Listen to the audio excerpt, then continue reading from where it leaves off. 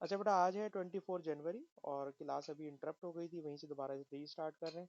और टॉपिक चल रहा है ईएमएफ और पीडी का। और अगर आपके पास नई वाली रीड एंड राइट की बुक है तो उस बुक के अंदर इस वक्त हम यहाँ पर हैं। और मई जून 2021, पेपर 22। क्वेश्चन क्या है जी? क्वेश्चन ये है कि एक internal resistance of cell small R है, लोड कैपिटल आर है, और सेल की ईएमएफ कैपिटल ई है, और सर्किट में करंट आई फ्लो कर रहा है। अच्छा, उसके बाद आपको मैंने बताया था ग्राफ है। और ये ग्राफ कभी भी आपको दिया हुआ हो ना, तो आप फौरन इस वाली बात पर पहुंचा करें कि E M F is equal to V plus I R. जब कभी आपको उल्टा ग्राफ नजर आए तो E M F is equal to V plus I R. इसमें से आप v को सब्जेक्ट बनाओगे। जब आप v को सब्जेक्ट बनाओगे तो प्लस का आई आर वहां जाकर बन जाएगा माइनस का आई आर। और इसे भी अगर हम तरीके से लिखें तो ये बन जाएगा माइनस का आर आई प्लस ई। तो पहले तो इस जो इक्वेशन की बिल्कुल नॉर्मल सी शक्ल है वो तो ये वाली शक्ल है, E is equal to V plus I R. लेकिन जब कभी ग्राफ देगा ना बेटा, तो ग्राफ में हमेशा ये वाली शक्ल पहले बना लिया करें। और अब ये वाली फॉर्म बन जाए तो असल में ये है V is equal to M X plus C. और v is equal to M X plus C में वाई एक्सिस के ऊपर वोल्टेज है, एक्स एक्सिस के ऊपर करंट है। ठीक है जनाब। और इस ग्राफ का जो ग्रेडियंट है, हमेशा इस ग्राफ का जो ग्रेडियंट है वो इंटरनल रेजिस्टेंस ऑफ सेल है। और इस ग्राफ का जो वाई इंटरसेप्ट है वो हमेशा ईएमएफ है। ये बातें याद करना है क्योंकि ये क्वेश्चन मैं नोट कर रहा हूँ 2021 के बाद से भी कई दफा आपको नजर आएगा बिल्कुल इसी शक्ल में। तो बड़ा जरा इसको याद कर लीजिए कि अगर कभी भी करंट और वोल्टेज का ग्राफ, ओम्स लॉ जब पढ़ाते हैं तो ओम्स लॉ का ग्राफ हमेशा यूं होता है।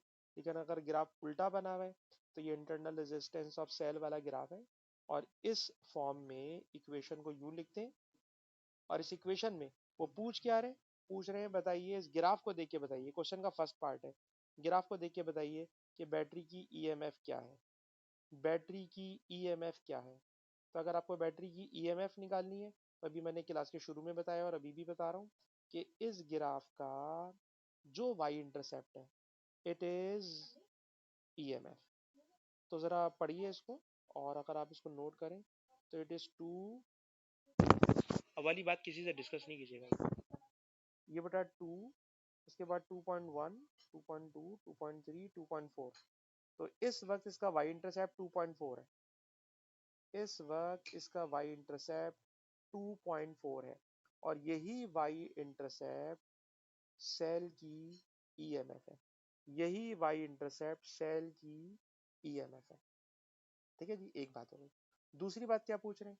दूसरी बात एक और पूछ रहे हैं जो मैं थोड़ी सी जम मार के कर रहा हूँ।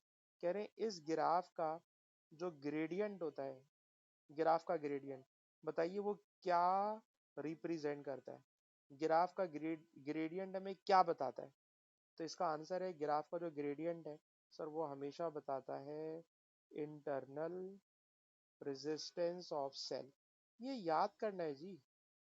इस ग्राफ का ग्रेडियंट हमेशा इंटरनल रेजिस्टेंस ऑफ सेल होता है और इस ग्राफ का वाई इंटरसेप्ट हमेशा ईएमएफ होती है। ठीक है जी, ये आपने याद करना है। अच्छा जी, और चले तो कह रहे हैं एक और बात कह रहे हैं, determine power dissipated in the variable resistor when there is a current of 5 ampere. जब करंट 5 एम्पियर होगा तो जो वेरिएबल रेजिस्टर है, जो लोड है, उस लोड की पावर कैलकुलेट करनी है। तो आप जानते हैं सर पावर का फॉर्मूला होता है P is equals to V I. P is equals to V I. अब खुद बता रहे हैं कि करंट की वैल्यू लेनी है 5 एम्पियर। तो करंट की वैल्यू जब आप 5 एम्पियर लोगे, जब आप करंट की वैल्यू 5 एम्पियर लोगे तो ये वैल्यू 5 एम्पियर है। ठीक है जी, 1 2 1 2 3 4 5, 5 एम्पियर। और इस 5 एम्पियर से जब आप इधर आओगे तो ये आपको वोल्टेज की रीडिंग दे देगा, वोल्टेज की रीडिंग दे देगा। और ये जो वोल्टेज की रीडिंग आ रही है 1.1, 1.2, 1.3 आ रही है वोल्टेज की रीडिंग। वोल्टेज की रीडिंग 1.3 है। तो वोल्टेज की रीडिंग जनाब 1.3 है, वोल्टेज 1.3 और करंट 5 एम्पियर खुद गिवन है, तो 13 5 65 होता है, तो इट इज 6.5 वॉट्स। क्वेश्चन देखा जाए बहुत आसान क्वेश्चन है, क्वेश्चन में कोई मुश्किल बात नहीं है।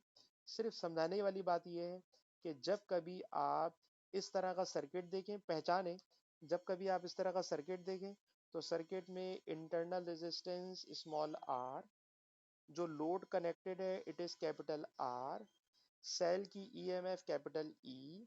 ग्राफ आपके सामने, ग्राफ उल्टा नजर आ रहा है, इस उल्टे ग्राफ का वाई इंटरसेप्ट ईएमएफ और इसका ग्रेडियंट हमेशा इंटरनल रेजिस्टेंस ऑफ सेल को शो करेगा, ग्रेडियंट हमेशा इंटरनल रेजिस्टेंस ऑफ सेल को शो करेगा। सवाल कंप्लीट होता है। क्वेश्चन नंबर 2 पर आ जाए बेटा। क्वेश्चन नंबर 2 के अंदर पहले कह रहे हैं जरा पहले डिफाइन कीजिए ईएमएफ होती क्या है, ईएमएफ होती क्या है। तो ईएमएफ की डेफिनेशन ओ लेवल्स में आईजीसीएसई में क्या पढ़ते थे वही वाली डेफिनेशन लिखिए, work done per unit charge, work done per unit charge. ये डेफिनेशन तो सर ईएमएफ हो, पीडी हो, वोल्टेज हो, सब जगह लिखनी होती है, ठीक है जनाब। पर याद रखिएगा जब ईएमएफ की बात करते हैं तो हम कह देते हैं work done per unit charge to drive current या to drive charge through whole circuit. जब पूरे सर्किट में करंट फ्लो कराना हो तो ईएमएफ होती है, और जब किसी वन कंपोनेंट ऑफ सर्किट से करंट पास कराना हो, चार्ज पास कराना हो, तो इट इज पीडी। दोबारा सुनिएगा, work done per unit charge जो पूरे सर्किट में करंट फ्लो कराएगा उस एनर्जी का नाम EMF. Work done per unit charge जो किसी एक कंपोनेंट ऑफ सर्किट से करंट पास कराने के लिए एनर्जी रिक्वायर होगी, इट इज टर्मिनल वोल्टेज। तो ये डेफिनेशन आपने याद की होगी, नहीं याद की तो जरूर रट्टा मारिए। अब आ जाइए इसके अंदर, ईएमएफ है, इंटरनल रेजिस्टेंस है, लोड है, वोल्ट मीटर है, सब कुछ हमें वही नजर आ रहा है जो ऊपर वाले सर्किट की तरह है। और अगेन देखिए कि आपको एक इन्होंने क्या दिया हुआ है, ग्राफ, और ग्राफ मुझे नजर आ रहा है कि ये ग्राफ इस स्टाइल का है। इस ग्राफ को अगर मैं एक्सटेंड करूं इस तरफ, और इस तरफ एक्सटेंड करने के बाद इसे एक्सटेंड करूं इस तरफ, तो दोनों तरफ बेटा मैंने इसको एक्सटेंड कर दिया जानबूझ के। और जब मैंने इसको एक्सटेंड कर दिया तो ज़रा पहचानिए इसमें क्या क्या पूछ रहे हैं। पहली बात पूछ रहे हैं बताइए सेल की ईएमएफ क्या है, ईएमएफ। आयशा बेटा बताएं इस तरह का सेल सर्किट दिया हुआ हो तो ईएमएफ कैसे निकालते हैं। आयशा बेटा सर्किट, हाँ, बस वाई इंटरसेप्ट होता है। ज़रा वाई इंटरसेप्ट बेटा पढ़ के बता दो कितने, वाई इंटरसेप्ट बेटा पढ़ के बता दो कितने। तो 8 से थोड़ा पीछे आओ तो 7.8, 7.6, 7.4, मेरे ख्याल में 7.2, ठीक है ना। क्योंकि देखो मेरी जो लाइन है ना, क्योंकि मेरे पास बुक नहीं है। अलीजा बेटा आपके पास बुक है, आप एक्यूरेट बता सकती हैं क्योंकि ये लाइन मेरी थोड़ी सी ऊपर नीचे मुझे लग रही है। अच्छा अलीजा, अच्छा आपके पास तो बुक है ना, आप भी तो रीड एंड राइट लेके बैठते हो। हाँ तो क्या आप इससे एक्यूरेट वाई इंटरसेप्ट निकाल सकते हैं। 7.4, अच्छा भाई ये बता रहे हैं हमें 7.4, इसका अच्छा रिजल्ट है, ठीक है जी। 7.4 इसकी हो गई जनाबे अली ईएमएफ की वैल्यू। अच्छा कॉमन सेंस लगाए, कह रहे हैं मैक्सिमम करंट कितना है। तो भाई कॉमन सेंस इसलिए बोल रहा हूँ क्योंकि इसी ग्राफ को जब मैं नीचे लेके जाऊंगा तो ये इसका मैक्सिमम करंट है, ये मिनिमम करंट है। तो मैक्सिमम करंट ये रहा, अभी तो मैक्सिमम करंट है। इस मैक्सिमम करंट को भी जरा पढ़ के देखें क्या है। तो सर ये 0.8 से 1 तक आप देख लें 10 डिवीजन है, और 10 डिवीजन जो है ना वो 0.2 के बराबर है। 10 डिवीजन बेटा 0.2 के बराबर है। तो एक डिवीजन 0.2 अपॉन 10 यानी 0.02। तो 0.02 का मतलब अगर आप इसको पढ़ें तो ये पढ़ा जाएगा 0.82, 84, 86, 88, 90, 92, 94। तो 92 पढ़ूँ या 94 पढ़ूँ, साइम आप मुझे बेहतर बता सकते हैं। बस ठीक है 92 आ रहा है, ठीक है ना, क्योंकि मेरी लाइन जो है थोड़ी सी ऊपर नीचे हो सकती है। तो बेटा इस ग्राफ में भी हमने लाइन को स्ट्रेट लाइन कर दिया, और जब हमने इसको स्ट्रेट लाइन कर दिया, स्ट्रेट लाइन कर दिया, तो स्ट्रेट लाइन करने पर हमें करंट की मैक्सिमम वैल्यू मिली। फिर कह रहे हैं इंटरनल रेजिस्टेंस निकालना है। अरीशा बेटा बताओ, इस तरह के ग्राफ में इंटरनल रेजिस्टेंस निकालने के लिए क्या चीज़ इंटरनल रेजिस्टेंस होती है? याद रहे equation y equal to M X plus C होती है। याद रहे कि equation minus R I plus E होती है। जी, इस ग्राफ से इंटरनल रेजिस्टेंस निकालने के लिए क्या चाहिए? ग्रेडियंट चाहिए होता है। अब ग्रेडियंट के लिए बेटा 2 पॉइंट चाहिए। अब ग्रेडियंट के लिए 2 पॉइंट तो मैं यही वाले लूंगा जो अभी अभी हमने सॉल्व करे हुए। इसका देखिए, तो इसका एक्स कोऑर्डिनेट साइम ने बताया 0.2, वाई कोऑर्डिनेट 0 है। और अगर मैं इस वाले पॉइंट को उठा लूँ, तो इस वाले पॉइंट को साइम ने हमें बताया 7.4, इसका वाई कोऑर्डिनेट है और इसका एक्स कोऑर्डिनेट 0 है। वाई कोऑर्डिनेट 7.4 है और एक्स कोऑर्डिनेट 0 है, तो ये it become 0 and 7.4। It is 0 and 7.4।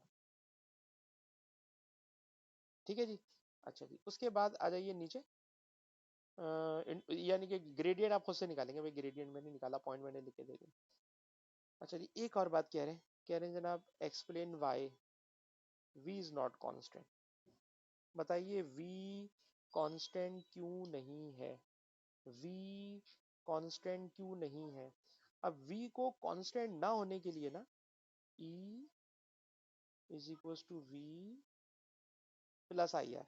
ठीक है, पहले ये इक्वेशन लिखें, आपको खुद ब खुद इक्वेशन में से आंसर निकलता हुआ नजर आ जाएगा।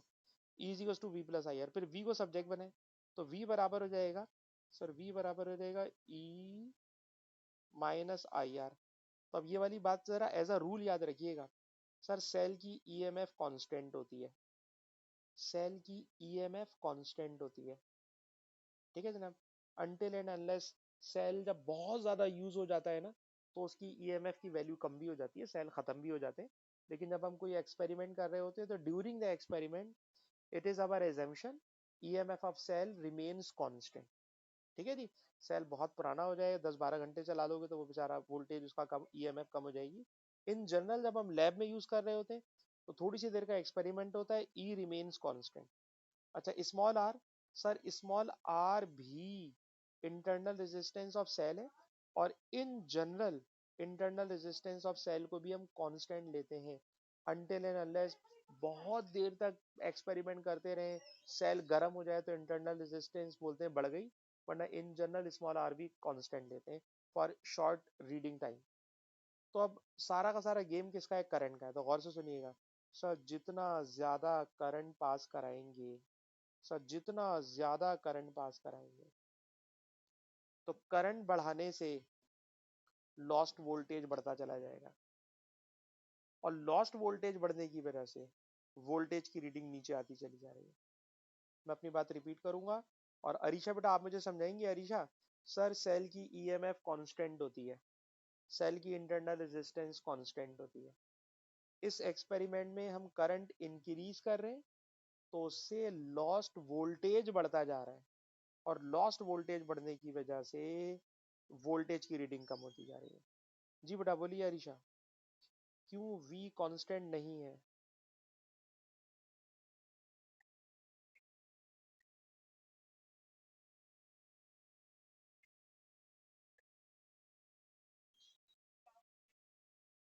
बिल्कुल यही वाली बात बेटा मैंने लिख दी, ई और R constant as current increased lost voltage increased, lost PD increased, thus V decreasing.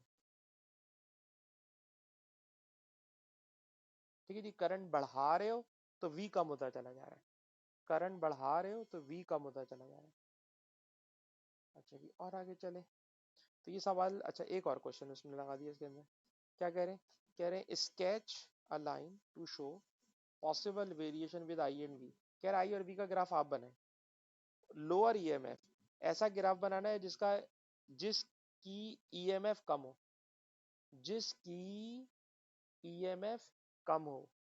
EMF कम करनी है भाई, तो ईएमएफ कम कर लेते हैं, हमारी मर्जी है। ये बेटा मैंने ईएमएफ कम कर ली, ये ईएमएफ बेटा मैंने कम कर दिया। ठीक है ना, ईएमएफ कम होनी चाहिए, number one.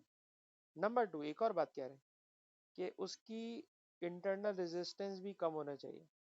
Sir internal resistance कम होने का मतलब ग्रेडियंट कम होना चाहिए। इंटरनल रेजिस्टेंस कम होने का मतलब उसका ग्रेडियंट कम होना चाहिए। तो अगर ग्रेडियंट कम करना है तो ग्रेडियंट कैसे कम करेंगे, तो जरा ग्राफ देखिएगा, मैं ग्राफ बना के दिखा रहा हूँ। ये देखो, ग्रेडियंट का मतलब होता है एक्स एक्सिस से बनने वाला एंगल, एक्स एक्सिस से बनने वाला एंगल। ठीक है, ये एक्स एक्सिस से बड़ा एंगल है, इसका ग्रेडियंट ज्यादा है, ये ग्रेडियंट कम हो रहा है, ये ग्रेडियंट कम हो रहा है, ये ग्रेडियंट में कम करता जा रहा हूँ। ठीक है जनाब, और ये मैंने ग्रेडियंट अगर आप देखें ना, ये जो मैंने अभी लाइन बनाई है, इस लाइन का ग्रेडियंट, इस लाइन का ग्रेडियंट पहले वाले ग्रेडियंट से मैंने कम रखा है। ठीक है ना, तो ग्रेडियंट होता है एक्स एक्सिस से बनने वाला एंगल। तो अगर ग्रेडियंट बोल रहा है low internal resistance, internal resistance low होगी तो ग्रेडियंट कम होगा, और ग्रेडियंट कम होने का मतलब एक्स एक्सिस के साथ एंगल कम होगा। तो देखिए बेटा, मैंने एक्स एक्सिस के साथ एंगल कम करके ये वाली लाइन बना दी। तो दो बातों का मैंने ख्याल रखा है। नंबर वन, सेल की ईएमएफ कम कर दी है, तो मैंने वाई इंटरसेप्ट नीचे लेकर आ गया। इंटरनल रेजिस्टेंस कम है तो मैंने ग्रेडियंट कम कर दिया, और जब बेटा मैंने ग्रेडियंट कम कर दिया तो ये ग्राफ की शक्ल बन गई। तो ये क्वेश्चन भी हमारा हो गया कंप्लीट। जल्दी से आ जाइए अगले सवाल में। अगले सवाल में इंटरनल रेजिस्टेंस ऑफ सेल का सवाल ही एक और है, लेकिन ये मेरे पास बुक में उल्टा स्कैन हो गया, स्कैन उल्टा हो गया, इसलिए मैं उसको अगर अटेम्प्ट करूंगा तो पता नहीं, मैं समझा नहीं पाऊंगा। ये उल्टा स्कैन हुआ था भाई, ठीक है, ये उल्टा स्कैन हुआ था और गलत ही होगा, मैं क्या समझाऊंगा। अरे चलें जी, इस चीज़ को हम छोड़ देते। तो आज की क्लास काफ़ी अफरा तफरी में रही और हम इसको यहाँ स्टॉप कर रहे हैं। और